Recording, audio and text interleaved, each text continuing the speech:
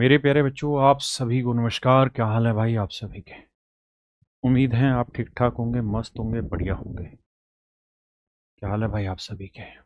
आप सबके कमेंट एक एक करके पढ़े हैं मैंने। बड़ा अच्छा लगा कल की क्लास का रेस्पॉन्स। सच में मुझे ठीक लगा। और मेरी तरफ से भी मेहनत की डोज बढ़ा दी जाएगी और आपको पढ़ने में भी मज़ा आएगा। बहुत सारे बच्चे पूछ रहे थे कि हम प्रैक्टिस कहाँ से करें। तो मेरे बच्चों, मेरी एक टॉप 100 बुक है, आप उससे प्रैक्टिस कर लीजिए मीन्स के लिए अभी से। अदरवाइज़ मैं ये कहूँगा कि पैसे नहीं भी है तो खर्च मत करें। जो आप तैयारी कर रहे हैं बस इन्हीं को, मीन्स में जो सवाल मैं करा रहा हूँ इससे करते रहिए। और अगर पैसे हैं तो ये पोस्टर आपके सामने दिखाई दे रहा होगा स्क्रीन पे, टॉप 100 वाली बुक का। इससे आप परचेज कर सकते हैं और अपनी तैयारी कर सकते हैं अच्छे सवालों की प्रैक्टिस की। नमस्कार मेरे दोस्तों, अब आते हैं आगे आज की क्लास में। पहला सवाल आपके सामने पेश हो रहा है सीडीएस 2016 से। सीडीएस 2016 का पहला सवाल मैंने लिया है मेरे प्यारे बच्चों। वही सवाल ले रहे हैं जो बहुत रिलेवेंट है। देखिए मेरे बच्चे, सवाल में कह रहा है कि 3k+1 के रूप में प्रत्येक अभाज्य संख्या को 6m+1 के रूप में दर्शाया जा सकता है, जहां k और m पूर्णांक है। तो कह रहा है कि कब दर्शाया जा सकता है 3k को 6m+1 की फॉर्म में कब दर्शाया जा सकता है, सीडीएस का क्वेश्चन है। तो मेरे प्यारे बच्चों एक बात समझिए, अगर कोई भी प्राइम नंबर होगा तो आप जानते हैं 6 के मल्टीपल से एक बड़ा होगा या एक छोटा होगा, ये प्राइम नंबर की डेफिनेशन होती है। अब सवाल में ये कह रहा है every prime number of the form 3k+1, कहता है 3k+1 फॉर्म का कोई प्राइम नंबर है, ध्यान रखना ये प्राइम नंबर है। क्या इस प्राइम नंबर को 6m+1 की फॉर्म में दिखाया जा सकता है? क्या इस फॉर्म में रिप्रेजेंट कर सकते हैं? तो सर इस फॉर्म में रिप्रेजेंट करेंगे तो 3 × 2m लिख देता हूं मैं। हाँ जी, +1। इसका मतलब यहां पे अगर इस नंबर को इस फॉर्म में रिप्रेजेंट करना है तो के जो भी लेना होगा वो मुझे किस फॉर्मेट का लेना होगा, 2m का। 2m का मतलब 2 से किसी नंबर को मल्टीप्लाई करे तो नंबर कैसा होगा, इवन। यानी मुझे के हर हाल में इवन नंबर लेना होगा। तो मेरे बच्चे हम इस तरीके के प्राइम नंबर को इस फॉर्म में रिप्रेजेंट कर सकते हैं और यही आपसे सवाल में पूछा हुआ है। अगला सवाल आपको बहुत पसंद आएगा। ये सवाल है मेरे प्यारे बच्चों यूपीएससी सी सेट 2024 का, यूपीएससी सी सेट 2024। देखिए यार, इस सवाल में इसने कहा कि P Q R and S are be distinct positive integer, अलग अलग पॉजिटिव इंटीजर्स हैं। P and Q are odd, कहता है पी और क्यू ये मेरे प्यारे बच्चों विषम संख्याएं हैं, ओड नंबर है। और सवाल में कह रहा है कि आर और एस ये इवन नंबर है, ये इवन नंबर है। तो कहता है जी बताओ इनमें से फॉलो करके कि कौन कौन सी बात आपके जमती है दिमाग में। अब मेरे बच्चों एक बात बताना, हमें ये पता है कि भाई एस जो है वो एक इवन नंबर है। अगर एस एक इवन नंबर है तो इवन नंबर को किसी भी नंबर से मल्टीप्लाई करेंगे तो रिजल्ट हमेशा क्या आएगा, इवन ही आएगा। एस इवन नंबर है, इवन को आप किसी से भी गुना करेंगे तो परिणाम हमेशा ही क्या आएगा, इवन आएगा। अब आते हैं मेरे प्यारे बच्चों इस वाली कहानी पे। अब कह रहा है Q+R, तो मेरे बच्चे Q+R, Q+R, एक बात बताओ Q क्या है, ओड, और R क्या है, इवन। ओड में इवन जोड़ोगे मेरे बच्चे क्या आएगा, ओड। तो इसका मतलब ये हुआ कि Q+R ओड आया तो इसका वर्क करेंगे तो भी ओड आया। अब कह रहा है जी P+S, तो P विषम संख्या और S सम संख्या है, तो विषम और सम को जोड़ोगे तो भी ओड नंबर आएगा, और दो ओड नंबर को मल्टीप्लाई करेंगे तो भी रिजल्ट मेरे प्यारे बच्चों क्या आएगा, ओड नंबर ही आएगा। यानी पहली, दूसरी और तीसरी स्टेटमेंट तीनों की तीनों मेरे बच्चे यहां पे करेक्ट है। ये सवाल है यूपीएससी सी सेट 2024। मैं थोड़ा थोड़ा पेपर के हिसाब से चल रहा हूं, जैसे पहले सीडीएस के सवाल ले रहा हूं उसी उस ड्यूरेशन में, फिर सी सेट के ले रहा हूं, फिर आईबी के भी सवाल हैं, फिर एसएससी के भी सवाल है। आइए जी, सवाल में कह रहा है 3 number X Y Z are selected from the set of first 7 natural numbers. कहता है एक्स वाई जेड जो है वो पहली 7 प्राकृतिक संख्याओं में चुने गए, 1 2 3 4 5 6 7। कहता है 7 प्राकृतिक संख्याओं में से नंबर चुने गए हैं, कौन कौन से, एक्स वाई जेड। यानी 3 नंबर हम इनमें से चुनने हैं, 7 में से एक्स वाई जेड का जोड़ा। अब सवाल में कह रहा है एक्स जो है वो 2y से बड़ा है और 2y जो है मेरे बच्चे 3z से बड़ा। तो कह रहा है ऐसे कितने नंबर पॉसिबल है जो इस इक्वेशन को भी सेट करेंगे और इनमें से आएंगे। अब सबसे बड़ा नंबर क्या है, 7। अब सबसे बड़ा नंबर क्या है मेरे बच्चों, 7। तो यानी x की सबसे बड़ी वैल्यू मैं ले सकता हूं 7। आपने कहा जी ठीक है। अगर ये वैल्यू 7 है तो ये 7 से छोटी लेनी होगी। 7 से छोटा क्या लिखा जा सकता है? अगर मैं y की वैल्यू 2 ले लूं या 3 ले लूं तो 3 दूनी 6 बन जाएगा, यानी y की वैल्यू 3 ली जा सकती है। 3 से बड़ी 4 ले लूंगा तो 4 दूनी 8 हो जाएगा। अगर मेरे बच्चे y की वैल्यू 3 लूंगा तो ये 6 आया, तो ये उत्तर 6 से छोटा होना चाहिए। तो z की वैल्यू किसी भी हालत में 2 तो ले नहीं सकते आप, क्योंकि 2 लेते ही तो 6 हो जाएगा, तो क्या लेनी होगी? 1। तो ये आ जाएगा 3। तो ये आ जाएगा y z की वैल्यू 1। तो एक जोड़ा बनेगा मेरे बच्चे 7 3 1। एक जोड़ा बनेगा मेरे बच्चे 7 3 1। अगली बार मैं क्या करता हूं, मुझसे ये पूछा कितने पेयर पॉसिबल है। मैं अगर सबसे बड़ी वैल्यू 7 ले लूं, अब ये तो तेरा कि किसी भी हालत में z की वैल्यू में 2 नहीं ले सकता, क्योंकि 2 लूंगा तो 3 दूनी 6 बन जाएगा, तो ये तो 7 से छोटा ये तो बनेगा ही नहीं फिर कुछ भी। तो z की वैल्यू तो हर हाल में 1 ही रहेगी, यानी ये उत्तर तो 3 आएगा। ये 3 है, ये 7 है, तो 3 और 7 के बीच में 2 का मल्टीपल कौन सा रहा? 4। कब आएगा? जब y की वैल्यू 2 ले ले, तो 2 दूनी 4। तो y की वैल्यू मेरे बच्चे 2 ले लो और z की वैल्यू 1 ले लो, तो भी आपका मामला सेट होता है। अब आते हैं जिससे आगे, और कौन सा पेयर पॉसिबल है मेरे प्यारे बच्चों? अब अगला पेयर पॉसिबल ढूंढने के लिए जुगाड़ लगाना होगा कि भाई y 7 ना लें तो 7 से छोटा क्या ले सकते हैं? 6 ले सकते हैं। अगर x का मान 6 ले लें तो y का क्या ले सकते हैं? कुछ नहीं सर, y का 2 ले लो ना, क्योंकि 3 ले लोगे तो बराबर आ जाएगा, तो 2 दूनी 4 आ गया। बिल्कुल ठीक है। तो यहां क्या आएगा सर? यहां 1 लेना पड़ेगा, तो 3 एकम 3। तो एक टुकड़ा आ सकता है कि y का मान 2 ले लो और z का मान 1 ले लो, यह संभव है। बिल्कुल ठीक है। अब मेरे बच्चे मैं एक मान 5 ले लूं, यहां अगर मैं यहां 5 ले लूंगा, यहां 4 यहां 3 तो सेटिस्फाई हो रहा है, तो यानी x का मान 5 ले लूं, y का मान मैं 2 ले लूं और z का मान 1 ले लूं, तो भी तो संभव हो रहा है। तो मेरे प्यारे बच्चों 5 के बाद अगर मैं 4 ले लूंगा तो आप जानते हैं इसे 4 बना नहीं सकते, क्योंकि फिर ये बराबर हो जाएगा, है ना। तो मेरे बच्चे कुल मिला के 4 ही जोड़े संभव है, 1 2 3 4। और हमसे सी सेट 2024 में ये पूछा था कि x y और z के कितने ट्रिपलेट पॉसिबल है, मतलब ऐसे कितने जोड़े संभव हैं। तो मेरे प्यारे बच्चों मेरा सही उत्तर होगा 4। सही उत्तर होगा कितना? 4। देखिए जो तरीका मैं लगा रहा हूं इसे बाद में इस्तेमाल करिए अगर सही रूप से समझना चाहते हैं। पहले सवाल को वीडियो रोक के खुद करिए, जब कर ले तो फिर मेरे तरीके को चेक करिए, क्योंकि आप मुझसे बेहतर बताएंगे। मेरे बच्चे यूपीएससी सी सेट 2024 का ही क्वेश्चन है। सी सेट बहुत अच्छे सवाल देता है नंबर सिस्टम में। कह रहा है जी एस जो है वो 3 संख्याओं का जोड़ है, एक्स वाई और जेड का। और बड़ी चीज ये कि एक्स वाई और जेड जो है मेरे बच्चे वो तीनों के तीनों प्राइम नंबर है, और तीनों के तीनों प्राइम नंबर 10 से छोटे हैं। तो 10 से छोटे प्राइम नंबर क्या होते हैं सर? 2 3 5 7 9। 9 नहीं होता सर प्राइम नंबर। तो 10 से छोटे सिर्फ 4 ही प्राइम नंबर हुए। अब ये कह रहा है कि भाई x plus Y plus Z का जोड़ हम s है, तो कह रहा है कि क्या s का इकाई अंक 0 हो सकता है? कि 10 से छोटे किन्हीं 3 प्राइम नंबर का जोड़ करें तो क्या 0 इकाई अंक हो सकता है? हाँ सर, 5 3 8 2 10 सेटिंग बैठ रही है।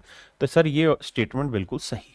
अब आते हैं सेकंड में, the unit digit of s can be 9। कि क्या s का इकाई का अंक 9 हो सकता है? यानी 3 अभाज्य संख्याओं को जोड़ के इकाई का अंक 9 लाया जा सकता है? आप कहेंगे संभव ही नहीं है। क्यों भाई? इन 3 को जोड़ोगे तो भी फंस जा रहे हो, 0 आ रहा है। अगर मेरे बच्चे 2 3 और 7 को जोड़ेंगे तो 9 से बड़ा चला जाएगा, है ना, 19 आएगा नहीं किसी भी हालत में।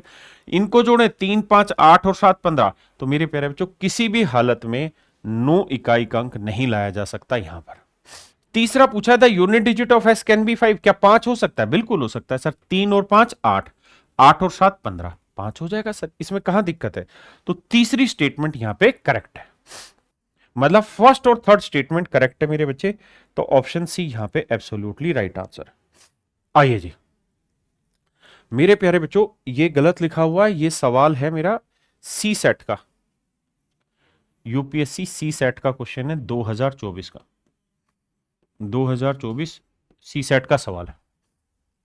देखिए मेरे बच्चे सीडीएस 2024 सेकंड वाला जो पेपर था, इसमें गजब का सवाल पूछा। सवाल ने कहा कि भाई इन दोनों को मल्टीप्लाई करेंगे तो इस प्रोडक्ट के आखिरी 3 डिजिट क्या होंगे? What are the last 3 digit of this product? अब देखिए दोस्त, अगर सवाल में ऐसा होता ना कि इकाई का अंक सबका अलग अलग होता तो मजा आ जाता। क्यों? क्योंकि ये पता था कि 5 को 9 से गुना करेंगे तो आखिरी अंक 5 ही आएगा, लेकिन वो सभी में 5 दे रखा है, तो इसलिए यहां से छटनी नहीं होगी। अब मेरे पास 2 तरीके हैं। अगर मुझे किसी प्रोडक्ट का 1 डिजिट चाहिए तो 10 से भाग दो, 2 डिजिट चाहिए 100 से भाग दो, 3 डिजिट चाहिए 1000 से भाग दो। मुझे 3 डिजिट चाहिए 1000 से भाग दूंगा, 1000 से भाग दूंगा, शेषफल 345 आएगा, यहां शेषफल 789 आएगा।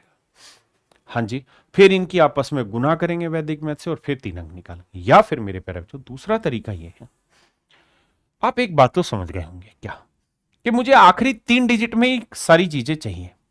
तो मैं एक बात तो समझ सकता हूं कि यहां से 3 डिजिट उठा लूं 345, और मेरे बच्चे यहां से 3 डिजिट उठा लूं 789। अगर मेरे बच्चे में 789 उठाता हूं तो 789 को क्या मैं 800 माइनस 11 लिख सकता हूं? आपने कहा हाँ भाई, 1000 से भाग देते हैं तो शेषफल आखिरी 3 अंक की होते हैं, इनकी गुना की। आपने कहा जी ठीक है। अब मेरे बच्चे ये बताओ 345 को इससे गुना करेंगे तो क्या होगा? सर 800 से गुना करेंगे तो पहली बात तो 2 जीरो आएंगे, उसके बाद 8 को 5 से गुना किया 3 जीरो आ गए। आगे क्या आएगा मुझे नहीं पता, लेकिन आखिरी तीनों अंक जीरो होंगे तय।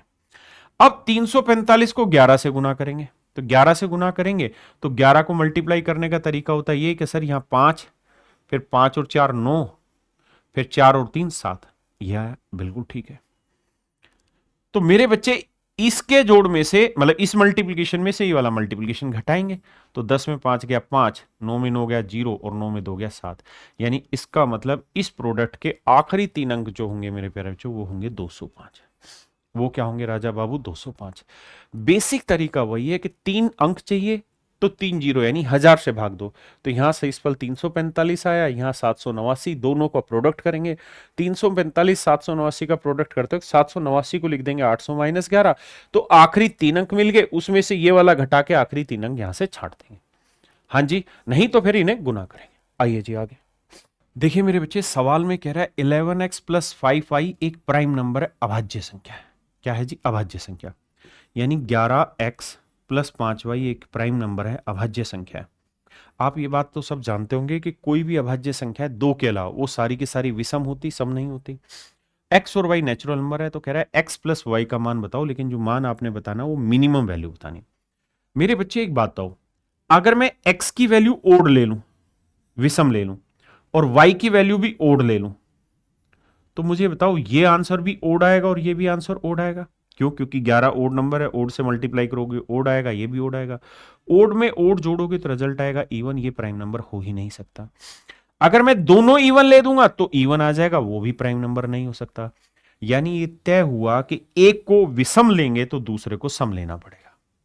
यानी अगर मैं x का मान 1 ले रहा हूं तो y को मैं 2 ले सकता हूं, 4 ले सकता हूं, 6 ले सकता हूं, लेकिन ओड नहीं लूंगा। तो अगर मैं y को 2 लूंगा तो 2 5 10, 10 और 11, भाई 1 रखेंगे तो ये 11 आया, ये 10, 21 नहीं बनेगा प्राइम नंबर। 4 लेते हैं तो 4 5 20, 20 और 11 31, ये प्राइम नंबर बन रहा है। तो x और y का एक जोड़ा 1 और 4 सेट हो रहा है। हाँ जी। अच्छा, मैं और आगे किस लिए जाऊं? क्यों? क्योंकि मुझे तो मिनिमम वैल्यू चाहिए। तो मेरे बच्चे फिर मैं आता हूं उल्टे रास्ते पर। क्या कि यार मैं इसको रख के देखता हूं इवन और इसे रख के देखता हूं ओड। तो इवन रखूंगा तो ये 22 आएगा, ध्यान रखना मुझे मिनिमम वैल्यू चाहिए। इसे मैं ओड रखूंगा तो 5 22 5 27 ओड नहीं होता, मतलब 27 प्राइम नंबर नहीं होता। 3 रख के देखूंगा तो 5 3 15, 22 और 15 37, ये प्राइम नंबर होता है। तो y की वैल्यू आई 3।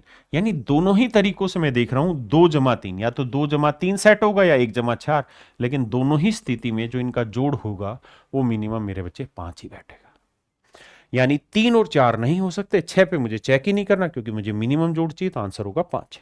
मेरे प्यारे बच्चों, सीडीएस 2024 सेकंड का सवाल है। सवाल में कह रहा है 4 अंकीय संख्या n के ठीक 15 भिन्न भिन्न गुणनखंड है। मेरे दोस्तों एक बात हमेशा ध्यान रखिए कि कोई भी पूर्ण वर्ग संख्या होगी, कोई भी पूर्ण वर्ग संख्या हो गई तो हमेशा ही इसके जो नंबर ऑफ फैक्टर्स होंगे वो विषम होंगे। 1 फैक्टर होगा या 3 फैक्टर होंगे या 5 गुणनखंड होंगे या 7 गुणनखंड होंगे या 11 होंगे या 9 होंगे। मतलब जब भी कोई नंबर प्राइम फैक्टर होगा तो हर हाल में नहीं, यहां से एडिट करना, जब भी कोई नंबर मेरे प्यारे बच्चों पूर्ण वर्ग संख्या होगी तो हमेशा ही उसके गुणनखंडों की संख्या विषम होती, ओड होती है। हमारे सवाल में वो यही कह रहा है कि n के ठीक 15 भिन्न भिन्न भाजक है। मतलब मेरे बच्चे पहले n कोई नंबर होगा, इसके हमने फैक्टर किए होंगे, a⁻x इंटू में b⁻y। आपने कहा जी बिल्कुल ठीक है। अब ध्यान ये रखना कि a और b दोनों प्राइम फैक्टराइजेशन होती है। फिर नंबर ऑफ फैक्टर निकालने का क्या तरीका होता है? जो पावर उसमें 1 जोड़ दो, जो पावर है इसमें एक जोड़ दो, दोनों को मल्टीप्लाई कर देंगे तो ये मेरे प्यारे बच्चों आता है टोटल नंबर ऑफ फैक्टर। आपने कहा ठीक है। अब मेरे बच्चे इसके कितने फैक्टर हैं? 15, तो ये वैल्यू है 15। अब 15 के ऐसे दो नंबर निकालो जिन्हें मल्टीप्लाई करें 15 आए। ठीक है जी, मल्टीप्लाई करें तो क्या है मेरे प्यारे बच्चों? 15 है। तो क्या क्या हो सकते हैं? 1 और 15 हो सकते हैं। अगर 1 और 15 मैं ले लूं तो अगर x प्लस 1 को 1 लूंगा तो x की वैल्यू 0। अगर ये 0 हो गई तो इसका मतलब ये तो कुछ है ही नहीं, ये तो कुछ है ही नहीं, ये सिर्फ b की पावर y बनेगा, है ना।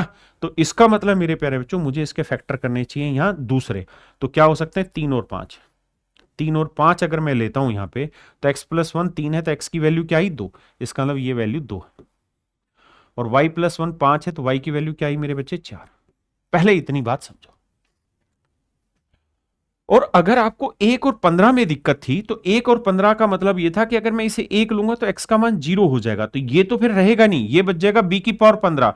और किसी भी चीज की पावर 15 लगा दोगे तो ये परफेक्ट स्क्वायर बनेगा ही नहीं, क्योंकि कोई नंबर परफेक्ट स्क्वायर होगा तभी उसके नंबर ऑफ फैक्टर्स ओड होते हैं। अब सवाल में कह रहा है कि अगर हम इस नंबर का वर्ग कर दें, तो अगर हम नंबर का वर्ग करेंगे मेरे प्यारे बच्चों, इस नंबर का वर्ग करेंगे तो इसका मतलब इधर भी वर्ग होगा तो a की पावर 4 हो जाएगा, इधर b की पावर 4 दूनी 8 हो जाएगा, ये हो जाएगा। भाई वर्ग करेंगे तो ये नंबर बन जाएगा। कह रहा इसके नंबर ऑफ फैक्टर बताओ, तो भाई 4 में एक जोड़ा 5 और मेरे बच्चे 8 में एक जोड़ा 9, तो मेरा आंसर आया 45। अब मेरे प्यारे बच्चों में एक बात तो पहले भी समझ गया था, बिना ऑप्शन मतलब सवाल पढ़े भी उत्तर दे सकता था, करे कि अगर कोई नंबर परफेक्ट स्क्वायर है तभी उसके फैक्टर ओड होंगे, और मैं उसका स्क्वायर कर रहा हूं यानी परफेक्ट स्क्वायर का स्क्वायर, तो हर हाल में उसके फैक्टर भी विषम ही होंगे, यानी नंबर ऑफ फैक्टर विषम होंगे। तो ये तो तय था कि आंसर 16 नहीं हो सकता, 30 नहीं हो सकता, लेकिन दोनों में एक हो सकता है। तो फिर मेरे बच्चे सोल्व करेंगे तो आंसर आएगा 45। क्या होगा जी? 45। देखिए मेरे बच्चे सीडीएस 2024 सेकंड का सवाल है। सवाल में कह रहा है यार इस एक्सप्रेशन को अगर 1000 से भाग दिया जाए तो शेषफल क्या होगा? 1000 से भाग दे तो शेषफल क्या होगा? तो मेरे बच्चे बताओ 1000 से इसको भाग दोगे तो 1000 क्या होता है? 5 की पावर 3 गुना 8 यानी 2 की पावर 3, 125 गुना 8 ही तो 1000 होता है। अब ये देखो कि 5 की पावर 3, 5 से कौन कौन सा कट रहा है? तो सर 5 एक तो यहां मौजूद है तो एक पावर आ गई सेट होके। हाँ जी, 75 में 25 3 75, 2 पावर यहां है तो 2 और 1 3 पावर होगी। इसका मतलब 5 की पावर 3 तो एग्जैक्ट काट देगी इसको और इसको। अब बचा 2 की पावर 3, 2 की पावर 3 होता है 8। अब देखते हैं 2 से कौन कौन भाग जाएगा, लेकिन जैसे ही मेरी नजर 72 पे गई तो मैंने देखा 8 नीम 72, 8 से ये भी कट जाएगा, यानी नीचे वाली वैल्यू से ऊपर वाली वैल्यू एग्जैक्ट कट जाएगी, और एग्जैक्ट कटने का मतलब है कि शेषफल क्या हुआ? 0। देखिए मेरे बच्चे 10 की पावर 31 माइनस 5 और इस एक्सप्रेशन का अंतर 3 से एग्जैक्ट डिवाइड हो रहा है। कह रहा है 10 रेज टू पावर 31 माइनस 5, और ये है मेरे बच्चे 10 raise to power 30 plus p। कह रहा है इन दोनों का जब डिफरेंस निकालेंगे, इन दोनों का जब डिफरेंस निकालेंगे तो जो डिफरेंस निकल के आएगा वो मेरे प्यारे बच्चों 3 से एग्जैक्ट डिवाइड हो रहा है। तो मैं पहले इनका डिफरेंस निकालता हूं। तो अगर मैं डिफरेंस निकालूंगा तो ये माइनस होगा, ये अंदर जाएगा तो मेरे बच्चे ये भी क्या हो जाएगी? Value minus. सोल्व करेंगे मेरे बच्चे तो एक बात बताना, मुझे ये देखना है कि ये 3 से एग्जैक्ट डिवाइड हो रहा है, यहां रिमाइंडर थ्योरम का यूज करना है। 3 से इसे भाग देंगे, 3 तिया 9, 1 बचा, 1 की जो मर्जी पावर रखो, रिमाइंडर 1 आया। इसे भाग दोगे 3 तिया 9, 1 आया, 1 की जो मर्जी पावर रखो 1 आया। लेकिन समस्या क्या है, यहां +1 रिमाइंडर है, यहां -1 है तो ये कट जाएगा। अब बचा -5, 5 को 3 से भाग दोगे क्या बचा? 2 रिमाइंडर बचा, तो यहां बचा -2, और यहां क्या है जी? -p। अब मेरे बच्चे p की ऐसी वैल्यू होगी, जो भी वैल्यू होगी, कि ये एक्सप्रेशन 3 से एग्जैक्ट डिवाइड होना चाहिए। तो मुझसे सवाल में पूछा कि भाई p के कौन कौन से मान संभव है, p की कौन कौन सी वैल्यू मेरे प्यारे बच्चों पॉसिबल है। तो मेरे बच्चे अंकों का जोड़ 3 से भाग होना चाहिए। भाई माइनस माइनस से हमें तो फर्क ही नहीं पड़ना, क्योंकि ये नंबर बड़ा है, ये नंबर छोटा, हमने तो रिमाइंडर काटा है, यानी रिजल्ट तो पॉजिटिव ही रहना है। तो भाई 2 में क्या जोड़े कि 3 से भाग हो जाए? तो 2 में 1 जोड़ दो, 1 के बाद 3 जोड़ ना 4 जोड़ दो। भाई 1 और 2 3, 4 और 2 6, 6 3 से भाग होगा तो यहां 3 का डिफरेंस है। इसके बाद मेरे बच्चे 7 और 2 9, इसके बाद तो कुछ अंक है ही नहीं। तो मेरे बच्चे 1 2 3 ही वैल्यू पॉसिबल है पी की, जो रखने पे ये पूरा संख्या 3 से भाग हो जाएगी। तो उसने पूछा पी के कितने मान संभव है।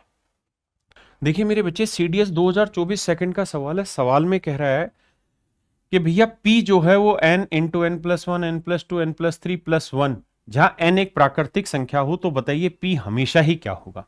मेरे प्यारे बच्चों, सबसे पहले एक नियम याद रखना कि जब भी आप लगातार दो कंजुगेटिव नंबर ले लेंगे ना, तो भी उनका प्रोडक्ट इवन आएगा, क्योंकि लगातार प्राकृतिक संख्या लेंगे तो एक ओड होगा तो एक इवन।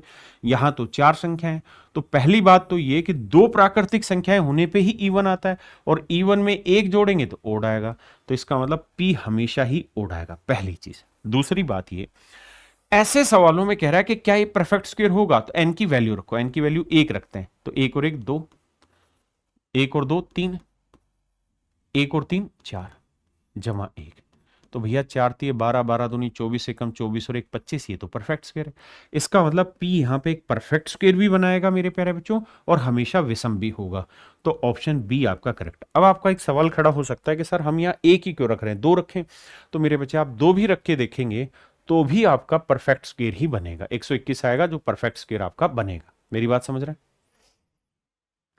मेरे दोस्तों? CDS 2024 सेकंड का क्वेश्चन है, ध्यान से देखिए। सवाल ने कहा कि एक संख्या है XYZ, तीन अंकीय संख्या जहां XYZ अलग अलग हैं लेकिन गैर शून्य अंक है, मतलब none of them is zero, यानी XYZ में कोई भी जीरो नहीं हो सकता। कह रहा है XYZ और YXZ के बीच का अंतर 90 है। तो मेरे बच्चे, ये तीन अंकों की संख्या हुई XYZ, तो इसे लिखेंगे 100x plus 10y plus z, इसे लिखेंगे 100y plus 10x plus z, और मेरे बच्चे इन दोनों का जब अंतर निकालेंगे तो z से z कट जाएगा, ये 100x है, ये 10x है, तो मेरे बच्चे बचा 90x। मैं लिख के बताता हूं, इस नंबर को लिखेंगे तो ये आएगा 100x plus 10y plus z, और मेरे बच्चे इस नंबर को लिखेंगे तो ये आएगा 100y plus 10x plus z। कह रहा है जी इन दोनों का डिफरेंस ले लो, डिफरेंस लेंगे मेरे बच्चे तो ये तो कट ही जाएगा, तो 100 में से 10 गया 90, और इस 100 में से 10 गया 90, यानी कुल मिला के जो इनका डिफरेंस आएगा वो 90 इंटू एक्स माइनस वाई आएगा। और सवाल में कह रहा है क्या कि भाई इन दोनों संख्याओं के बीच का जो अंतर है मेरे प्यारे बच्चों वो है 90, इन दोनों संख्याओं के बीच का अंतर जो है वो है 90। अब मेरे बच्चे 90 से 90 कट गया, इसका मतलब x माइनस वाई की वैल्यू क्या आई, एक, यानी इन दोनों ही अंकों का अंतर एक आना चाहिए।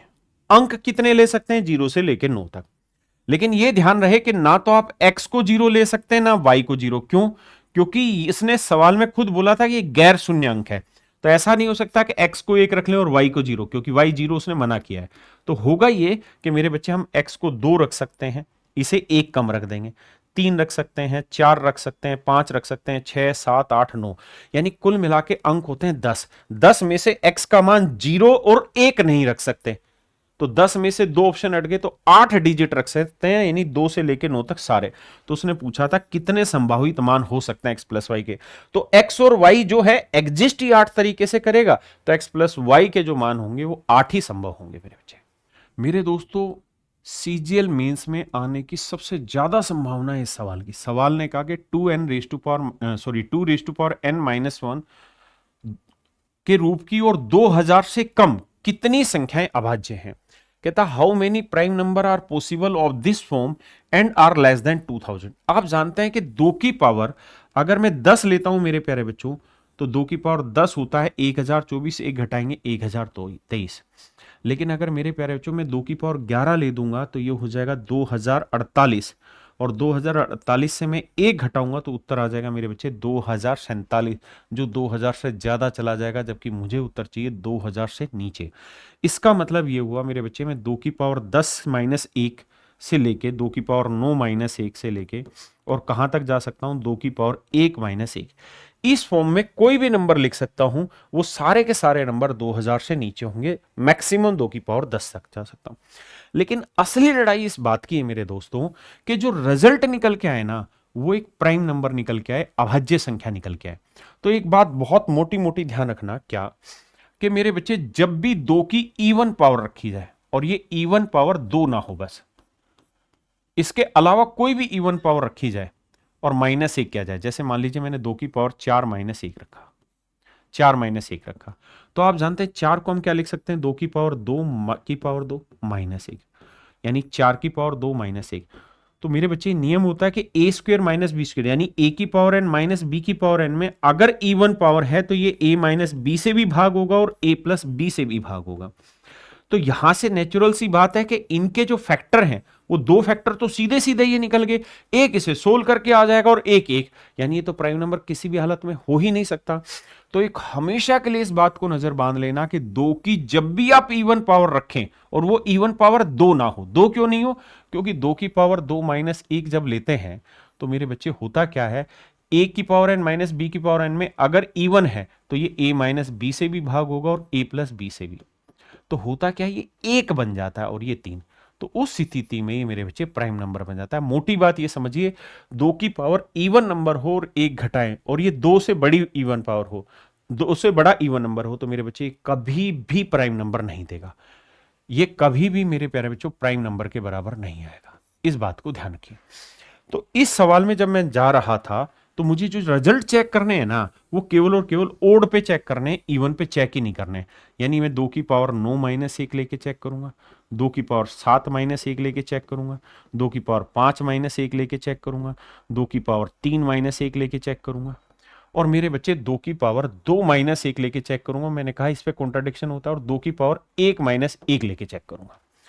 अब देखिए यार, 2 की पावर 9 कितना होता है, 512। 512 में एक गया 511। हमें देखना है कि क्या 511 प्राइम नंबर है। नहीं है सर। क्यों? क्योंकि 7 से भाग हो रहा है, 7 7 49, 7 किसी नहीं।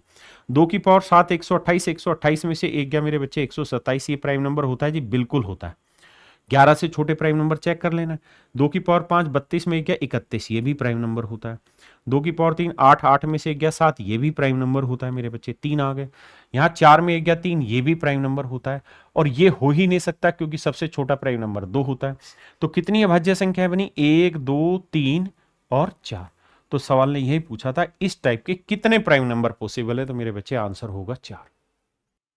देखिए मेरे बच्चे, सीडीएस 2024 सेकंड का सवाल ने कहा कि भाई एस एक ऐसा नंबर है जो 5 7 11 और 13 की कुछ भी पावर हो, बीसीडी कुछ भी हो सकते हैं, प्राकृतिक नंबर, और कहता है इस संख्या को 10 से भाग दें तो बताइए शेषफल क्या हो सकता है। मेरे बच्चे, सबसे पहला लॉजिक आपको यहाँ ये देखना चाहिए कि 5 एक विषम संख्या है, 7 भी ओड नंबर है, 11 भी ओड नंबर है और 13 भी ओड नंबर है। और आप किसी भी ओड संख्या का कोई भी पावर लगा लीजिए, विषम संख्या की कोई भी घातांक लगाएंगे तो उत्तर भी हमेशा विषम आएगा, ओड आएगा। यानी ये भी ओड, ये भी ओड, ये भी ओड और ये भी ओड आएगा। और 2 ओड नंबर को जोड़ोगे इवन आएगा, 2 ओड को जोड़ेंगे इवन आएगा, इवन में इवन जोड़ेंगे इवन आएगा। यानी ये तय रहा कि इन सबको जब जोड़ेंगे तो हर हाल में एस जो होगा वो एक ऐसा नंबर होगा जो इवन नंबर होगा। और कोई भी संख्या इवन कब होती है? तभी होती है जो उसका आखिरी अंक या तो 0 हो, या फिर 2 हो, या फिर 4 हो, या फिर 6 हो, या फिर 8 हो। तो मेरे प्यारे बच्चों, अगर इनका जोड़ इवन आएगा तो ऐसे कैसा नंबर होगा जिसके इकाई अंक ये 5 हो सकते हैं? 0 2 4 6 8। बिल्कुल ठीक है। अब सवाल में कह रहा है कि भाई इस संख्या को 10 से भाग देना है। तो 10 से अगर हम किसी संख्या को भाग देंगे तो शेषफल हमेशा क्या आता है? उस संख्या का आखिरी अंक। यानी या तो शेषफल 0 आ सकता है, या 2 आ सकता है, या 4 आ सकता है, या 6 आ सकता है, या 8। तो इसका मतलब यहां पे शेषफल 5 तरीके से निकल सकते हैं, और यही हमसे पूछा है कि भाई शेषफलों की संख्या क्या होगी। तो मेरे बच्चे आंसर होगा 5। हाईली कॉन्सेप्चुअल क्वेश्चन है, शांति से सुनते रहो, मीठा मीठा आराम से समझ में आएगा सारा नंबर सिस्टम, मेरी जिम्मेदारी। देखिए मेरे बच्चे, ये है 2024 पेपर फर्स्ट वाला। अब जो पीछे वाला सवाल है और ये वाला सवाल दोनों एक जैसे हैं। ये 2024 सेकंड में आया और ये वाला सवाल 2024 फर्स्ट में। तभी मैं सारे पेपरों के सवाल ले रहा हूं, क्योंकि पेपर रिपीट होते हैं क्वेश्चंस। आप कहेंगे एज इट इज, नहीं, कॉन्सेप्ट रिपीट होगा, चीजें थोड़ी बहुत ऊपर नीचे बदलती हैं। अब यहां देखेंगे तो लिखा है 4 की पावर n, 6 की पावर n, 9 की पावर n, 11 की पावर n। कहते हैं इनको 10 से भाग दें तो शेषफल क्या होगा। अब यहां एक बात हमेशा ध्यान देना, यहां सबकी पावर सेम है। अगर सबकी पावर सेम है ना, तो वो लॉजिक बहुत नहीं लगाना है। आप कहें बहुत नहीं लगाना है, मतलब ये कि अब 10 से भाग देते हो तो रिमाइंडर 5 आए ना आए, इस बात की जिम्मेदारी नहीं है, क्योंकि पावर सेम है सबकी। अगर पावर सेम है तो एक बात बताना, 4 6 की जो मर्जी पावर रखो यूनिट डिजिट 6 ही रहता है। 11 की जो मर्जी पावर रखो यूनिट डिजिट 1 ही रहता है, मतलब 1 का। आपने कहा हाँ। तो इसका मतलब ये होगा कि सवाल में इन दोनों की तो कोई वजूद ही नहीं है, मतलब घुमाने फिराने में। यानी ये हुआ कि भाई इसका यूनिट डिजिट 6 ही रहेगा, इसका 1 रहेगा, यानी इन दोनों को जोड़ेंगे तो इकाई अंक 7 आएगा। अब खेल है कि n को अगर मेरे बच्चे में इवन नंबर ले दूं, n को इवन नंबर ले लूं, तो 4 पे इवन पावर करेंगे तो इकाई अंक 6 आएगा, और 9 पे इवन पावर करेंगे तो इकाई अंक 1 आएगा, और ये 7 है। तो 6 1 7 7 14, यानी इन्हें जोड़ेंगे तो यूनिट डिजिट आएगा 4। लेकिन अगर मेरे बच्चे n को मैं ओड मान लूं, तो ये ओड लूंगा तो 4 की पावर 1 यानी 4 आया, और यहां 9 की पावर 1 यानी 9 आया, और ये बाकियों का 7 आ रहा था। इन्हें जोड़ेंगे तो 9 4 13, 13 और 7 20। यानी मेरे प्यारे बच्चों, यहां आप n की जो मर्जी वैल्यू रख लो, इन्हें जोड़ोगे तो आखिरी का अंक या तो 4 आएगा या फिर 0 आएगा। सवाल ने कहा कि 10 से विभाजित करने पर जितने भी शेषफल आएंगे उन सारे शेषफलों का जोड़ करो। तो मेरे प्यारे बच्चों, आंख बंद करके कह दो कि या तो शेषफल 4 आएगा या फिर 0 आएगा, इसके अलावा कोई ऑप्शन है नहीं है। कह रहा है जी इन दोनों को जोड़ो, जोड़ेंगे तो मेरे बच्चे उत्तर आएगा 4। इन्हें जोड़ेंगे मेरे प्यारे बच्चों तो आंसर आएगा 4। है ना मजेदार सवाल। बच्चा क्या है, रट के चला जाएगा कि सर ने ये बताया था। नहीं, मेरे कॉन्सेप्ट को देखो, यहां कुछ भी पावर है, 5 की जो मर्जी पावर है, 7 की जो मर्जी पावर है, 11 की जो मर्जी पावर है, 13 की जो मर्जी पावर है। मेरी बात को बड़े ध्यान से समझना। अगर पावर डिफरेंट होंगी, आप जानते हैं 7 और 3 ये हर 4 पावर के बाद साइकिल बनाता है, मतलब इनके अलग अलग बहुत सारे यूनिट डिजिट हो सकते हैं, इसलिए मैंने इसमें कॉमन रिजल्ट निकाला। सवाल की प्रवृत्ति समझो, यहां पे मेरे प्यारे बच्चों n की एक ही वैल्यू हर जगह, तो मुझे ये देखना था या तो इवन होगा n इन दो में या ओड होगा। तो सवाल के नेचर को समझो मेरे बच्चों। क्वेश्चन में कह रहा है कि p जो है वो प्रोडक्ट डिनोट कर रहा है 2 से लेके 61 तक के सारे प्राइम नंबर का, यानी p मेरे प्यारे बच्चों सारे प्राइम नंबर के प्रोडक्ट को डिपेंड कर रहा है। 2 3 5 कहां तक के प्राइम नंबर सर, 61 तक के प्राइम नंबर, इन सारे प्राइम नंबर को रिप्रेजेंट कर रहा है। ये तो हो गया जी p। अब सवाल में कह रहा है कि भाई p प्लस n जो होगा ये कितनी बार प्राइम नंबर बनेगा अगर n का मान 2 से बड़ा है और 59 से छोटा है, यानी n का मान आप 2 भी ले सकते हैं। तो हमसे पूछ रहा है p प्लस n कितनी जगह प्राइम बनेगा, तो p प्लस 2 प्राइम बनेगा, p प्लस 3 प्राइम बनेगा, p प्लस 4 प्राइम बनेगा, और ऐसे चलते चलते p प्लस 5 प्राइम नंबर बनेगा, और ऐसे कह रहा है कि क्या p प्लस 59 तक कोई प्राइम नंबर बनेगा। तो मेरे बच्चे एक बात तो, p एक ऐसा नंबर है जिसमें 2 कॉमन है, आपने कहा जी हाँ, और अगर p में 2 है तो इसका मतलब यहां से 2 कॉमन आ जाएगा। तो प्राइम नंबर जो रहता है वो वैसे नंबर होते हैं जिनके केवल और केवल 2 ही फैक्टर होते हैं, एक फैक्टर एक वो नंबर खुद। तो अगर 2 कॉमन आ गया तो एक फैक्टर 1 होगा, एक फैक्टर 2 होगा, और एक ये पूरा नंबर होगा, इसलिए ये प्राइम नहीं होगा। ये भी प्राइम नंबर नहीं होगा क्योंकि 2 कॉमन आएगा। p प्लस 6 भी प्राइम नंबर नहीं होगा। और जो ओड नंबर है मेरे प्यारे बच्चों, ध्यान से देखना, p प्लस 3 है तो 3 यहां पे भी मौजूद है, यहां पे भी, तो 3 फिर कॉमन आ जाएगा, ये प्राइम नंबर नहीं होगा। 5 यहां पे भी मौजूद है, यहां पे ये भी प्राइम नंबर नहीं होगा। 59 यहां पे भी मौजूद है, यहां पे, तो ये भी मेरे बच्चे प्राइम नंबर नहीं होगा। इसका मतलब मेरे बच्चे इस एक्सप्रेशन में कोई भी नंबर प्राइम नंबर नहीं होगा। अगर आपकी इच्छा ऐसी है कि सर p प्लस 6 भी तो प्राइम हो सकता है, तो नहीं होगा, क्योंकि 2 p में तो 2 मौजूद है ही और यहां 2 है, तो 2 कॉमन आ जाएगा, तो ये प्राइम नंबर नहीं होगा। 9 है तो 9 के अंदर 3 कॉमन आ जाएगा, यानी ऐसे हर एक नंबर में कुछ ना कुछ कॉमन आता रहेगा, और फैक्टर 2 से बड़े बनते रहेंगे, 2 से ज्यादा, तो इसका मतलब इसमें कोई भी प्राइम नंबर नहीं होगा। तो ये मेरे बच्चे IBACIO 2024 का क्वेश्चन है। मैंने कहा ना IB के मैंने सारे अच्छे अच्छे सवाल उठाए मेरे प्यारे बच्चों। IBACIO 2023 का क्वेश्चन है, बहुत प्यारा सवाल है। सवाल में ये कह रहा है 3 digit number has digit HTU from left to right. कहता है लेफ्ट से राइट की तरफ 3 अंकों की एक संख्या है HTU, ये 3 अंकों की संख्या है। जहां H जो है वो U से बड़ा है, ध्यान रखना, H का मान U से बड़ा। बहुत सुंदर। कहता है if the digit are reverse, कहता है ये डिजिट रिवर्स कर दें और नंबर बन जाए UTH, और फिर हम इसे घटाएं, कहता है फिर हम इसे घटाएं, तो मेरे बच्चे ये जो नंबर होगा ये क्या होगा, तो आप कहेंगे सर ये होगा 100H plus 10T plus U। और ये नंबर थोड़ा फास्ट सोल्व किया करो, ये क्या होगा जी 100U, पीछे भी ऐसा सवाल लिया, प्लस 10T प्लस H, 10 गुना 100 गुना सैकड़े का अंक जमा 10 गुना दहाई का अंक जमा इकाई का अंक। अब कह रहा है जी इनको घटाया गया, तो घटाएंगे तो मेरे बच्चे ये माइनस होता जाएगा, तो ये बीच वाला तो दोनों में कॉमन आएगा, कट जाएगा, तो 100 में से H गया 99H बना, और 100 यू में से यू गया तो 99 यू बना। और मेरे बच्चे 99 में कॉमन ले लूंगा तो यहां बचा h माइनस यू। तो ये आएगा मेरे प्यारे बच्चों इनका डिफरेंस। पहले इतनी बात समझो, अगर ये डिफरेंस आया, और चूंकि मेरे को सवाल ने कहा भी यही है कि भैया h जो है वो बड़ा है u से, तो मैंने h बड़ा ही ले लिया u से। तो कह रहा है यार ये जो डिफरेंस आएगा तो सोल्व करोगे तो इस डिफरेंस का जो लास्ट डिजिट होगा मेरे प्यारे बच्चों वो 4 आएगा। इस डिफरेंस का लास्ट डिजिट मेरे प्यारे बच्चों क्या आएगा? 4 आएगा। इस डिफरेंस का लास्ट डिजिट क्या होगा? 4। अब एक बात बताना मेरे बच्चे, h और u क्या है? डिजिट है। अगर h और u डिजिट है तो डिजिट मैक्सिमम क्या हो सकते हैं? 9 हो सकते हैं। भाई 0 से लेकर 9 तक कोई भी डिजिट हो सकता है। अच्छा, h का और u का मान किसी भी हालत में 0 नहीं हो सकता। आप कहें क्यों नहीं हो सकता? क्योंकि सर 0 हो जाएगा तो ये 2 अंकों की संख्या हो जाएगी। तो मेरे बच्चे कुल मिला के मतलब ये है कि जो भी यहां डिफरेंस आएगा उसे 99 से गुना करेंगे, और गुना करने के बाद जो रिजल्ट आएगा उसका आखिरी अंक 4 होना चाहिए। तो सोचो 9 को किससे गुना करें कि आखिरी अंक 4 आ जाए? तो आप 9 का पढ़ा पड़े, 9 कम 9, 9 दूनी 18, 9 30, 9 चौक 36, 9 5 45, 9 6 54, 54 6 पे जाएगा। यानी हर हाल में इनका डिफरेंस जो होगा वो 6 होगा। 6 नीम 54 है, और 6 नीम 54 और 5 59। इसका मतलब मेरे प्यारे बच्चों आपका जो डिफरेंस है एक्चुअल में वो 5 9 4 होगा। अब हमसे सवाल में पूछा क्या है, तो कैसा है इस तो परिणामी संख्या यानी जो परिणाम में जो डिफरेंस आया उसका इकाई अंक 4 है, तो परिणामी संख्या के बाएं से दाएं अन्य 2 अंक बताएं। तो भाई ये वाला डिजिट तो 4 आया, कह रहा अन्य 2 अंक बताएं, तो अन्य 2 अंक होंगे 5 और 9। 5 और 9 तो मेरे बच्चे ऑप्शन ए।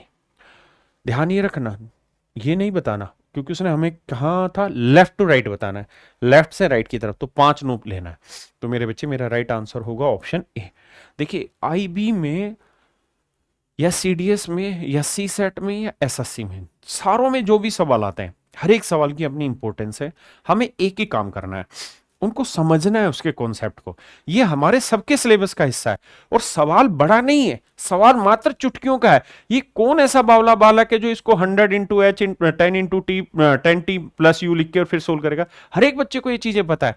तो छोटी छोटी बातों में आपका टाइम खराब नहीं होगा, आप जल्दी से समझते हैं तो जल्दी से आंसर निकाल देंगे। आइए बाबू मेरे बच्चे देखिए, सवाल में पूछा है what is the digit at the 100th place. ये 100वां स्थान नहीं, ये 100वें का मतलब है सैकड़े के स्थान पर। हिंदी में लिख दें तो सैकड़ा ज्यादा ठीक है। सैकड़े के स्थान पर कौन सा अंक होगा? यानी 100th पोजीशन पे, मतलब इकाई धाई सैकड़ा, यूनिट 10th एंड 100th। यानी इसका मतलब वो ये कह रहा है कि भाई 225 की पावर 40 है। आपने कहा जी ठीक है। तो सवाल में ये कह रहा है कि भाई 225 की पावर 40 को जब सोल्व करोगे तो जब सॉल्यूशन आएगा उसमें इकाई दहाई सैकड़ा, तो जो सैकड़े का अंक होगा वो क्या होगा, वो आपसे सवाल में पूछा हुआ। सैकड़े का अंक क्या होगा वो आपसे सवाल में पूछा हुआ है। ये मेरे प्यारे बच्चों मेरा सवाल है। अब मेरे बच्चे हमें यहां ये समझना होगा कि हमें तीसरा अंक चाहिए, तो भैया हमें इसे 3 जीरो से भाग देना पड़ेगा, यानी 1000 से भाग देना पड़ेगा। और फिर जो रिमाइंडर आएगा वो आखिरी 3 डिजिट आएंगे, उसमें ये वाला मेरा उत्तर होगा। एक तो तरीका ही है। एक मैं बहुत प्यारा कॉन्सेप्ट बता रहा हूं, क्लास में हमेशा बताता हूं अपनी में, आप समझिएगा क्या है कॉन्सेप्ट, ध्यान से देखिए मेरे प्यारे बच्चों। 5 की पावर 1 करेंगे 5 आएगा, 5 की पावर 2 करेंगे 25 आएगा, 5 की पावर 3 करेंगे, यहां से आखिरी 3 अंक आने शुरू होंगे, तो ये 125 आया। छोटी छोटी बातें इंफॉर्मेशन कलेक्ट करिए। 5 की पावर 4 625, 5 की पावर 5 3125, 5 की पावर 6 मेरे प्यारे बच्चों 15625, 15625। अब मेरी बात को ध्यान से देखना, मैं आपको क्या कहना चाह रहा हूं। मैं ये कहना चाह रहा हूं कि अगर किसी नंबर का इकाई का अंक 5 है, किसी संख्या की इकाई का अंक 5 है और इसकी पावर n है, इसकी पावर n है, अगर मेरे बच्चों n विषम घातांक है, ओड पावर है, ओड पावर है, तो आंख बंद करके हमेशा ध्यान रखना आखिरी 3 डिजिट, चाहे यहां कुछ भी नंबर हो, पावर कुछ भी हो, अगर ओड पावर है तो आखिरी 3 डिजिट 1 2 5 ही होंगे। कोई माइकलाल इसे बदल नहीं सकता, ध्यान रखना। और अगर मेरे प्यारे बच्चों n एक इवन पावर है, n एक इवन पावर है, सम संख्या, सम है या सम घातांक है, तो मेरे बच्चों हमेशा आखिरी तीन अंक 625 होंगे। जब भी किसी संख्या का इकाई अंक 5 है, इसकी आप जो मर्जी पावर रखिएगा, तो आखिरी तीन अंक 125 मिलेंगे या 625 मिलेंगे। लेकिन ये कहानी है विषम और सम में, ये कहानी है मेरे प्यारे बच्चों विषम और सम में। इस बात को ध्यान दीजिए। क्या आप मेरी बात समझ रहे हैं? हाँ, मैं अपनी बात को दोहरा दूं कि ये यहां पे ये नियम नहीं लग रहा। क्यों नहीं लग रहा? क्योंकि यहां दो ही अंकों और एक ही अंकों में कहानी बन रही है। तो इस नियम को हटा देते हैं, यहां से अपवाद है ना। इस बात पे आते हैं। तो देखिए, अगर कोई समझदार बच्चा और मेरी क्लास में पढ़ रहा हो, इस बात को जान रहा है, तो वो जानेगा कि ये है इवन पावर सर, ये है समघातांक। अगर ये समघातांक है सर, तो हर हाल में इसका आखिरी तीन डिजिट 6, 2, 5 आएगा। तो आखिरी अंक मतलब इकाई, दहाई, सैकड़ा, 100 डिजिट जो होगा वो 6 होगा। हाँ जी। और अगर मेरे प्यारे बच्चों आप नहीं समझ पा रहे हैं इस बात को, तो अब हम चर्चा कर रहे हैं कि फिर आपको इन डिटेल इस सवाल को ऐसे करना चाहिए था कि भाई इस नंबर को आपको भाग देना चाहिए था 1000 से। अब 1000 से हम कैसे भाग दें, ये चर्चा चल रही है। 1000 से भाग कैसे दें? अब भाग देते वक्त क्या करो मेरे बच्चे, आपको ये पता होना चाहिए कि 225 होता है 15 की पावर।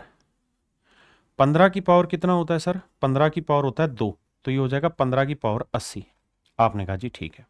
हम इस बात को भी जानते हैं कि 1000 को हम लिख सकते हैं क्या सर? 2 की पावर 3 गुना 5 की पावर 3, यानी मुझे 5 की पावर 3 सेटल करनी है। तो मैं क्या करता हूं, इसे लिख लेता हूं 15 की पावर 77 गुना 15 गुना 15 गुना 15। आपने कहा जी मामला सेटल है, यानी 15 की पावर 3 समझाने के लिए। ठीक है जी। और बटे में मेरे बच्चे 2 की पावर 3 8 गुना में 5 की पावर 3। अब आप जानते हैं 5 की पावर 3 से कट जाएगा, बचेगा 3 की पावर 3 यानी 27। अब ये ध्यान रखिए कि जिससे आपने काटा लास्ट में उसी से गुना करना है। अब बचा 8, 8 से इसे भाग देंगे, 8 दूनी 16 -1 की विषम घातांक उत्तर आया -1। 27 को भाग देंगे, 8 चौक 32 -5 आया, माइनस माइनस प्लस, तो शेषफल आया +5। लेकिन जिससे काटा था 125 से, तो 125 को 5 से गुना करेंगे। इसका मतलब मेरे बच्चे रिमाइंडर आया 625, यानी आखिरी तीन अंक 6, 2, 5 होंगे। उसने पूछा 100वां अंक, यानी 100वां नहीं मतलब सैकड़े का अंक को पूछ रहा है, 100th डिजिट। तो मेरे प्यारे बच्चों मेरा आंसर होगा 6। तो दोनों में आप कोई भी तरीका चूज करें जो आप याद रख पाए, जो समझ पाए। आइए जी, बहुत प्यारा सवाल है। देखिए यार, 16 की डिविजिबिलिटी पे सवाल है और सवाल है सीडीएस 2024 का। आप जानते हैं 16 से भाग देने के लिए 16 होता है 2 की पावर 4। 2 की पावर 4 से भाग देने के लिए आखिरी 4 अंक चाहिए, 9100। 9100 को 16 से भाग देना। लेकिन मेरे बच्चों 16 से भाग देने का नियम एक और बता रहा हूं, ध्यान दीजिए। जब भी आप 1600 से भाग दो, तो आप यानी 2 की पावर 4 से भाग दो, तो आपने एक ही काम करना है, और वो ये, आप ये देखो कि चौथी स्थान पे, यानी इकाई, दहाई, सैकड़ा, हजार, यानी चौथे स्थान पे जो डिजिट है, अगर वो ओड नंबर है तो इसमें 8 जोड़ दो। यह है 108। 108 को मेरे बच्चे 16 से भाग दो, तो 16 छिक्के 96, तो बचा कितना? 96, 108 में से 96 घटाएंगे तो आएगा 12। तो मेरे बच्चे शेषफल आएगा 12। और अगर मेरे प्यारे बच्चों ये इवन नंबर होता, तो बस फिर आखिरी तीन डिजिट को सीधा 16 से भाग देना था, मेरा राइट आंसर आएगा। दूसरा, ऐसे ही मेरे प्यारे बच्चों, अगर हमें किसी संख्या को 8 से भाग देना है, और 8 से भाग देना है मतलब 2 की पावर 3, यानी आखिरी तीन डिजिट देखने, तो नियम यही रहता है कि जो एक पहला, दूसरा, तीसरा जो डिजिट है, अगर वो इवन है तो 8 से केवल इसी को भाग दो। लेकिन अगर मेरे बच्चे तीसरा डिजिट विषम है, ओ डिजिट है, तो फिर क्या करो, जो दोनों डिजिट है इनके अंदर अपनी तरफ से मेरे बच्चे 4 जोड़ दो, और फिर इसको 8 से भाग दो। ये अगर 8 से भाग हो गया तो समझो संख्या 8 से भाग होगी, नहीं तो जो बचेगा वो आपका रिमाइंडर। क्लियर है पॉइंट? आई मेरे बच्चे, सवाल में कह रहा है कि निम्नलिखित में से किससे विभाज्य है। मेरे प्यारे जो सीडीएस 2024 का सवाल है, मैंने पता नहीं कितनी रीलों में ये कंटेंट समझाया क्लास में कि भाई कुछ डाटा है जिन्हें याद रखिए। 3 गुना 37 होता है 111। 1000 बार ये बात बताई है। ये भी बताया था कि 1001 जो होता है ना राजा, वो रहता है, अबे क्या लिखवा रहा, 1001 जो होता है मेरे बच्चे, वो 7 गुना 11 गुना 13 होता है। बहुत जगह डाटा काम आने आपने। अब आप ये देख रहे हैं कि ये 111 से एग्जैक्ट डिवाइड होगा, ये भी 111 से एग्जैक्ट डिवाइड होगा, क्योंकि 111 का 5 गुना, 111 का 7 गुना। तो इसका मतलब ये संख्या 3 से भी भाग जाएगी और 37 से भाग जाएगी। पहली बात। दूसरा, मेरे बच्चों ये बताओ, ये विषम संख्या है, क्योंकि विषम की घातांक कुछ भी हो विषम है। ओड की पावर जो मर्जी ओड है, ये भी ओड है, ये भी ओड है। दो ओड नंबर को जोड़ोगे तो रिजल्ट इवन आएगा, और इवन आएगा तो ये नंबर 2 से भाग होगा। इसका मतलब मेरे बच्चे पहला, दूसरा, तीसरा तीनों ही स्टेटमेंट इसकी करेक्ट है। देखिए मेरे बच्चे, यूपीएससी सीसेट 2023 का सवाल है। मैंने सीसेट के सारे ही सवाल लिए क्योंकि सारे सवाल अच्छे हैं। कह रहा है भाई 3 अंकों की एक संख्या है ए बी सी, और एक अलग संख्या है डी ई एफ। मजे की बात यह है कि ये तीनों मतलब 6 डिजिट है, 6 के 6 गैर शून्यांक है, यानी नॉन जीरो है, और 6 के 6 अलग अलग डिजिट है। पहली बात ये। अगली बार कह रहा है कि इन दोनों को अगर हम जोड़ें तो जो रिजल्ट आ रहा है वो 1 1 1 1 आ रहा है। तो कह रहा है यार A B C D E F का जोड़ बताइए क्या होगा। मेरे बच्चे एक बात बताओ, हम जोड़ कर रहे हैं, इनमें से कोई भी जीरो नहीं है, इनमें कोई भी जीरो नहीं है। अगर कोई भी जीरो नहीं होगा, भाई एक डिजिट भी जीरो होता तो इसे एक ले लेते और एक बन जाता। अगर जीरो के अलावा मैं यहां कुछ भी रखूंगा तो किसी भी हालत में मेरे बच्चों ये एक नहीं बनेगा। ये एक नहीं, इनका जोड़ 11 बनेगा, क्योंकि सी और एफ का जोड़ 11 बनेगा तो एक आएगा, एक आ जाएगी हासिल।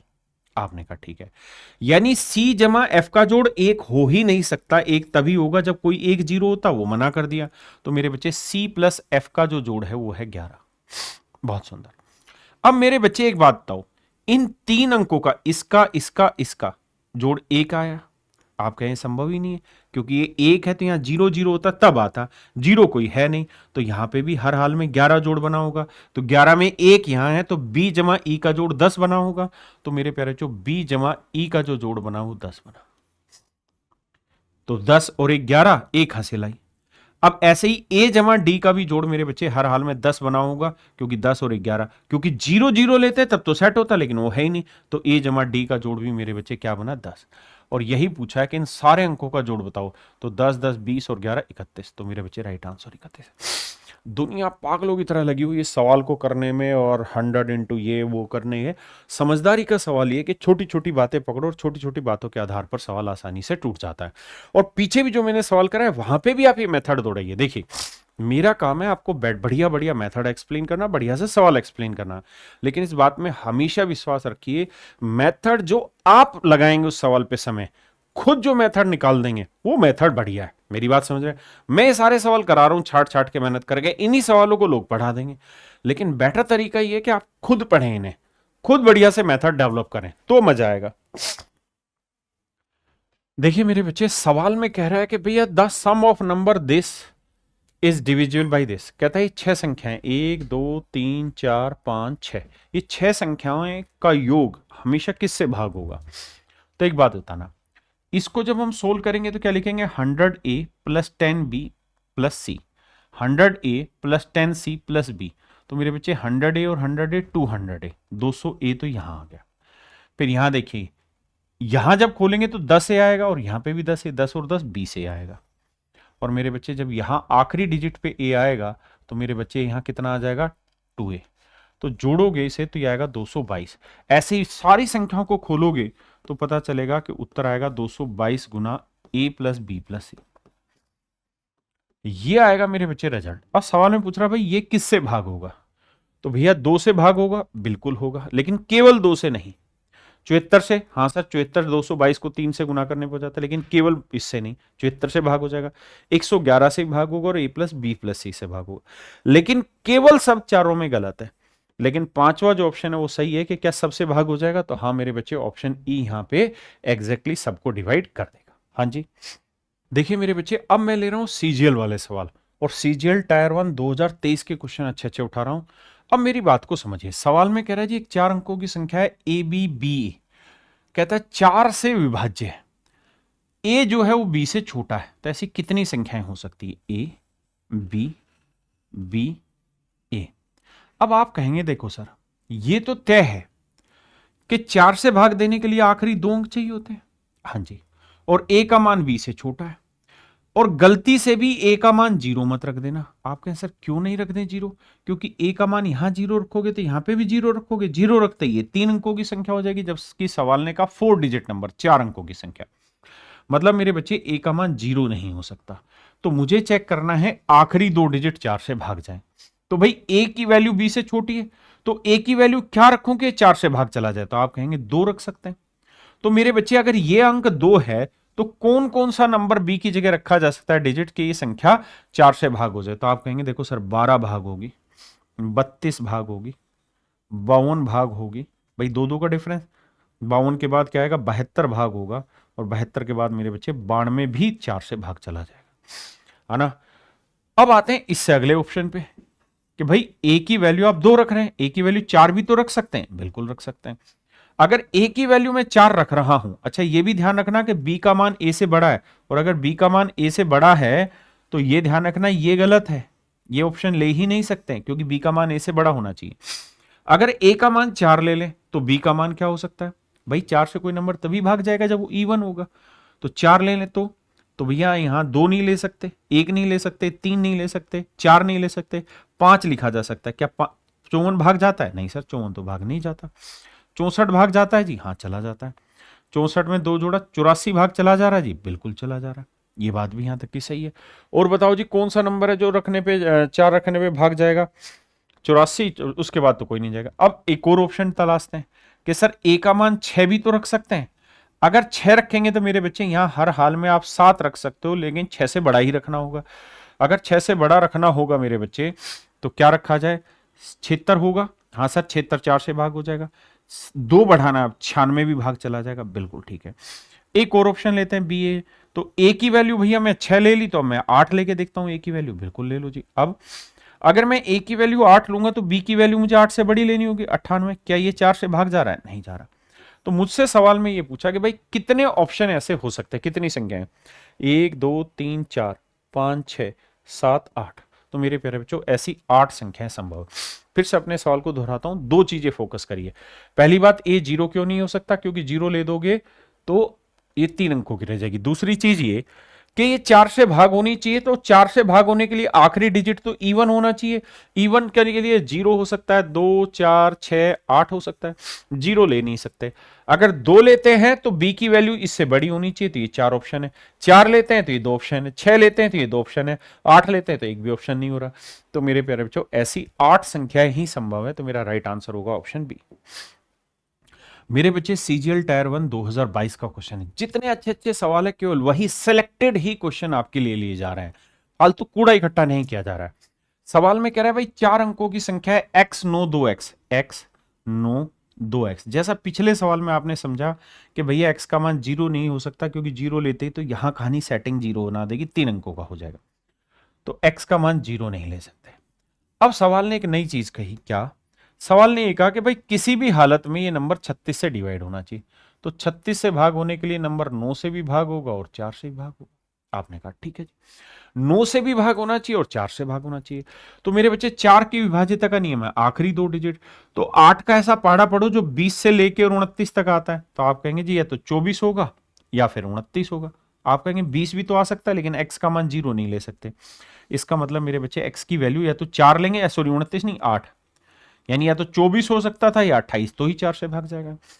अब कह रहा है जी कि 9 से भी भाग देना है, 9 से भाग देना है तो अंकों का योग, तो ये तो भाग हो गया, बचा कितना 2 जमा x और x 2x।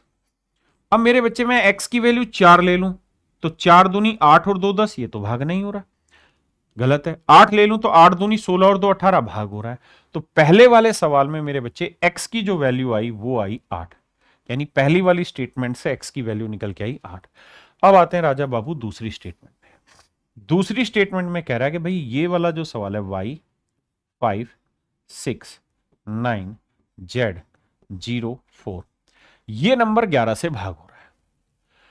अगर 11 से भाग हो रहा है तो कह रहा है y प्लस जेड की वैल्यू बताओ, लेकिन ध्यान ये रखना कि y प्लस जेड की जो भी आप वैल्यू निकालेंगे वो मैक्सिमम वैल्यू निकालनी है आपने, y प्लस जेड की मैक्सिमम वैल्यू निकालनी है और 11 से भाग होनी चाहिए। तो 11 से भाग होने के लिए अल्टरनेट डिजिट, तो 6 और 4 10, तो यह आया मेरे बच्चे 10 जमा y जमा z। आपने कहा जी बिल्कुल ठीक है। यहां देखोगे मेरे बच्चे 5 और 9 14, तो यह आया 14। अब मेरे भाई अगर मुझे y और z की मैक्सिमम वैल्यू चाहिए तो मुझे हर हाल में इसको बड़ा बनाना होगा, तभी तो मैक्सिमम निकाल पाऊंगा। तो इन दोनों का डिफरेंस ऐसा है जो 0 आए या 11 आए, तो आप कहेंगे सर y प्लस जेड, 10 में से 14 गया -4, यानी ये जो रिजल्ट आए ये ऐसा आना चाहिए जो 11 से भाग हो जाए। तो एक तो तरीका कि मैं y प्लस जेड 4 ले लूं, 4 में 4 गया 0। आपने कहा जी ठीक है, y प्लस जेड की वैल्यू 4 हो सकती, कोई दिक्कत नहीं है, लेकिन सर अपने को चाहिए क्या, अपने को चाहिए मैक्सिमम वैल्यू। तो सर हम 11 भी तो बना सकते हैं, 11 और 4 15, तो y प्लस जेड का मान 15 और 15 मैक्सिमम है, इसमें कोई दो राय नहीं है। तो मेरे प्यारे बच्चों y प्लस जेड का मान हो गया 15 और x का मान आ गया 8, 8 दूनी 16, 16 जमा 15 जोड़ेंगे 31, मेरा आंसर हो गया ऑप्शन डी। मेरे बच्चे सेलेक्टिव क्वेश्चन है, फालतू सवाल एक नहीं उठा रखा। मेरे प्यारे बच्चों ये है ICAR टेक्नीशियन एग्जामिनेशन। आप बस यहां से ये देखिए कि हमारी रेंज कितनी है, हम कितना सारा रिसर्च का काम कर रहे हैं कि ICAR जैसे एग्जामिनेशन के भी क्वेश्चन हम आपके लिए उठा के लाए। देखिए मेरे बच्चे, इसे मैं लिख लेता हूं 2 की पावर 2, तो 2 की पावर 2 करेंगे तो 2 दूनी 4 हो जाएगा घातांक। इसको मेरे बच्चे लिख लेता हूं 2 की पावर 2, तो 2 चौक 8 आ जाएगा। इसे लिख लेता हूं मेरे बच्चे 2 की पावर 2, तो 8 दूनी 16। आपने कहा सर बिल्कुल ठीक है। अब सवाल में यहां है 2 की पावर 7 मेरे प्यारे बच्चों, यहां है 2 की पावर 13 और यहां है 2 की पावर x, और कह रहा है कि ये पूरा एक्सप्रेशन एक परफेक्ट स्क्वायर है। मेरे प्यारे बच्चों ये पूरा ही एक एक्सप्रेशन है जो कि परफेक्ट स्क्वायर है। अब यानी अगर वो ऐसे कहे कि भाई बताओ कि परफेक्ट स्क्वायर है तो x की वैल्यू क्या हो सकती है, ऐसे वो सवाल कह रहा है। आपको ये देखना चाहिए कि मेरे बच्चे हम चाह के भी ना पावर में इनको ऐड नहीं कर सकते इस तरीके से, पावर डिफरेंट डिफरेंट है ना, हम इस तरह से ऐड इनको कर नहीं सकते। फिर क्या करें, एक लॉजिकल चीजें देखिए कि यहां टर्म कितनी है, 1 2 3 4 5 6, 6 टर्म है। मेरे बच्चे आपको पता होगा कि a plus B plus C का एक फार्मूला होता है, a plus B plus C का होल स्क्वायर होता है क्या, a square plus B square plus C square plus 2ab plus 2bc 2ca plus, ये मेरे प्यारे बच्चों फार्मूला होता है a plus B plus C का होल स्क्वायर। अब a स्क्वायर अगर 2 की पावर 4 है तो a की वैल्यू क्या होगी मेरे बच्चे, 2 की पावर 2, यानी 2 की पावर 2 का स्क्वायर। ये b स्क्वायर है तो ये हो गया 2 की पावर 4 का वर्ग, और ये है मेरे बच्चे c स्क्वायर, तो 2 की पावर 8 का वर्ग। आपने कहा सर बिल्कुल ठीक है। इस बात को आप यहां से भी पकड़ते हैं, 2 की पावर 8 है या 4 है या 2 है, तो पावर 2 2 चढ़ती चले।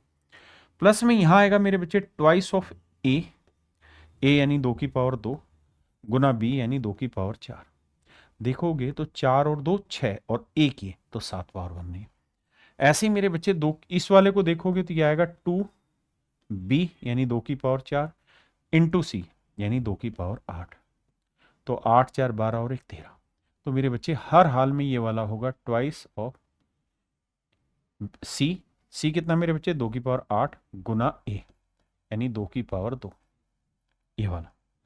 तो मेरे बच्चे इन्हें जोड़ेंगे तो 8 और 2 10 और 1 11, तो ये होगा 2 की पावर 11, मतलब x का मान होगा 11। यानी कुल मिला के ये जो एक्सप्रेशन है ये 2 की पावर 2 जमा 2 की पावर 4 जमा 2 की पावर 8 का वर्ग है मेरे बच्चे।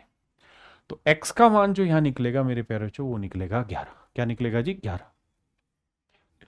दूसरा मेरे बच्चे सवाल को जो करने का तरीका है वो है मेरे प्यारे बच्चों, यूनिट डिजिट चेक करें या फिर डिजिटल सम। आप ये ध्यान रखिएगा यूनिट डिजिट के लिए 2 3 7 8 किसी भी परफेक्ट स्क्वायर नंबर का इकाई अंक नहीं हो सकता। तो सबसे पहले क्या करें, सबका इकाई अंक निकालें, फिर ये देखें कि इसकी पावर 12 11 10 13 रखें तो इकाई अंक क्या आ रहा है, और फिर किसी का 2 3 7 8 तो नहीं आ रहा। तो आप कहेंगे सर ये काफी लेंदी हो जाएगा, है ना, या फिर दूसरा लेंथी है लेकिन करें क्या, या फिर मेरे बच्चे दूसरा तरीका इस सवाल को करने का यह है कि हम डिजिटल सम अप्लाई कर दें। डिजिटल सम में हमें क्या करना पड़ेगा कि हमें सबका डिजिटल सम लेना होगा। डिजिटल सम यानी 9 से भाग देना। तो नजदीक नजदीक ये 4 की पावर 2 क्या हुआ जी, 16 प्लस, अब ध्यान देना या 2 की पावर 7 है और यहां हो जाएगा 2 की पावर 8। मैं इसे सिंपल करके लिखता हूं, ये 4 की पावर 2 हुआ 16। देखिए 2 की पावर 7 है, ये 2 की पावर 8 है, ये 2 की पावर 13 है मेरे बच्चे, और ये 2 की पावर 16 जमा 2 की पावर x। इसको बाद में देखें। अब देखना, ये तो 16 आया, यहां से मैं 2 की पावर 7 कॉमन ले दूंगा तो यहां बचेगा 1 और यहां 2, तो 3 आया। यहां मेरे प्यारे बच्चों 13 कॉमन ले दूंगा, 2 की पावर 13 कॉमन इन दोनों में से, तो यहां 1 बचा और यहां 2 की पावर 3, 8 और 1 9 बचा, और ये आया 2 की पावर x। मैं लगा रहा हूं अल्टरनेट इसका डिजिटल सम। अब देखिए क्या दिमाग दौड़ाता हूं, डिजिटल सम निकालने के लिए इसका डिजिटल सम 6 और 1 7 आया। 2 की पावर 7 होता है जी कितना, 128, 8 2 10 और 1 11, 1 और 1 2, 2 3 6 आया डिजिटल सम। हाँ जी, अब यहां 9 आ गया तो इसका डिजिटल सम चेक करने की जरूरत ही नहीं है, 0 आएगा। अब यहां देखें तो 7 और 6 13, 3 आया ना, 7 6 13, 13 का मतलब 3 और 1 4 आया डिजिटल सम।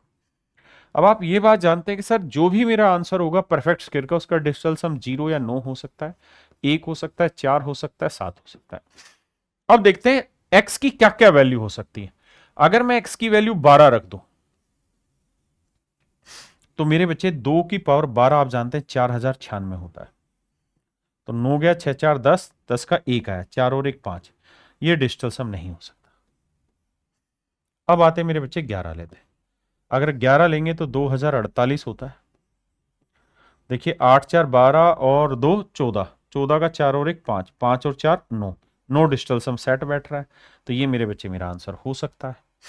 लेकिन 10 भी चेक करना पड़ेगा, 2 की पावर 10 होता है 1024, तो 4 2 6 और 1 7, 7 4 11, 11 का डिजिटल सम 1 और 1 2, ये मेरा डिजिटल सम नहीं हो सकता परफेक्ट स्क्वायर का, इसलिए ये गलत हो गया। अब आते हैं जी 13, 13 निकालना है तो आप कहेंगे सर 2 की पावर मेरे बच्चे 12 तक तो हमें पता ही है 4096 है, 13 के लिए गुना 2 और कर देते हैं। तो इसका देखें तो 9 गया 6 4 10, 10 का 1 आया, 1 गुना 2, तो डिजिटल सम आया 2, और मेरे बच्चे 4 में 2 जोड़ोगे तो डिजिटल सम आया 6। 6 किसी परफेक्ट स्क्वायर नंबर का डिजिटल सम नहीं हो सकता। तो दूसरा जो तरीका था इस सवाल को ब्रेक करने का मेरे प्यारे बच्चों, वो था डिजिटल सम। मैंने आपको दोनों चीजें एक्सप्लेन की हैं, फार्मूला भी बनाना सिखाया और मेरे बच्चे डिजिटल सम से भी। एक तरीका मैंने बताया यूनिट डिजिट के थ्रू भी आप इसे क्रैक कर सकते हैं। देखिए मेरे बच्चे, ये है एसएससी सीजीएल टायर 1 2018 का क्वेश्चन। सवाल बहुत बढ़िया, ध्यान से सुनिए। सवाल में कह रहा है कि भाई 0.xyz yz पे बार ये जमा बराबर 13/15 है, तो बताओ भैया x y और z की वैल्यू क्या होगी, क्योंकि जो वैल्यू होगी वो आप यहां रखेंगे। लेकिन असली लड़ाई क्या है? असली लड़ाई ये है कि आपने देखा यहाँ 2 अंकों पे बार है, यहाँ भी 2 अंकों पे बार है, तो करो क्या कि जो रिजल्ट दिया उसे भी 2 अंकों पे बार लाओ। 13/15 आप जानते हैं अगर 2 अंकों पे बार लाना है तो मुझे बटे में क्या चाहिएगा, 990 चाहिएगा, क्योंकि आप जानते हैं फ्रैक्शन में जितने पे बार है उतने 9 और जितने पे नहीं है उतनी 0, ये टेकना होता है। अब भैया 990 लाने के लिए किससे गुना करें, तो 15 से भाग दो, 15 छिक्के 90 और 15 छिक्के 90 यानी 66 से गुना, तो 66 से नीचे करो, 66 से ऊपर, तो 13 छिक 78 और 13 छिक 78 और 7 85, यानी मेरे बच्चे ये 13/15 की जगह हम जो लिख सकते हैं वो 858/990। लेकिन मैं इसे रिकरिंग डिजिट में लिखना चाहता हूं, तो रिकरिंग डिजिट में कैसे लिखें? तो आपको पता है कि तरीका यह है कि 0 ABC है, यहां डेसिमल है और BC पे बार है, तो लिखने का तरीका है ABC माइनस A, यानी यही वाला डिजिट घटाना होता है। तो ये 8 ही इसमें से घटाया होगा, यानी 8 BC में से ही 8 घटाया होगा तो ये नंबर आया होगा। तो ये 8 इसमें जोड़ेंगे तो 8 8 16, यानी ये एक्चुअल में जो एक्सप्रेशन है ये 0.866 पे बार का एक्सप्रेशन, 866 पे बार है मेरे बच्चे। अब कुछ नहीं करना भाई, ये वाली वैल्यू इधर जाएगी, प्लस है तो माइनस आएगी, माइनस करेंगे 0.519, घटाएंगे 16 में 9 गया 7, 5 में 1 गया 4, 8 में 5 गया 3, तो ये आया 0.347, यानी ये वाली वैल्यू उधर जाके माइनस करोगे तो 0.xyz yz पे बार कर रहे हैं, तो ये वाली वैल्यू आई मेरे बच्चे 0.347 पे बार है। अब यहां से कंपेयर करेंगे तो x की वैल्यू 3 है, y की वैल्यू 4 है और z की वैल्यू 7, तो z की वैल्यू 7 है तो 7 5 35, y की वैल्यू 4 है तो 4 3 12 और x की वैल्यू 3 है तो 3 दूनी 6, तो भैया 12 और 6 18, 35 में से 18 गया तो बचा कितना, माइनस मेरे बच्चे 17। तो -17 मेरे बच्चों मेरा राइट आंसर है। चलिए मेरे बच्चे, आज के लिए इतना ही रखते हैं। उम्मीद है आपको ये सेशन पसंद आया होगा। मजबूत तरीके से पढ़ाई करते रहिए, स्वस्थ रहिए, मन करके पढ़ते रहिए, हैं। एक दिन ज़रूर कामयाबी मिलेगी और वो दिन बहुत जल्द आएगा जब आप इतनी सीरियसली पढ़ते रहेंगे। लेकिन आप पीडीएफ की जगह मेरे बच्चों कोशिश करिए मन करके यहीं पढ़ा जाए। वीडियो रोकी, सवाल किया 30 35 40 सेकंड, फिर दोबारा वीडियो देखी। तो इसी तर्ज पर काम करते रहिए। और भाई वीडियो को लाइक और शेयर जरूर करते रहिए ताकि एफर्ट कंटिन्यू रहे। नमस्कार मेरे बच्चे, थैंक यू, धन्यवाद।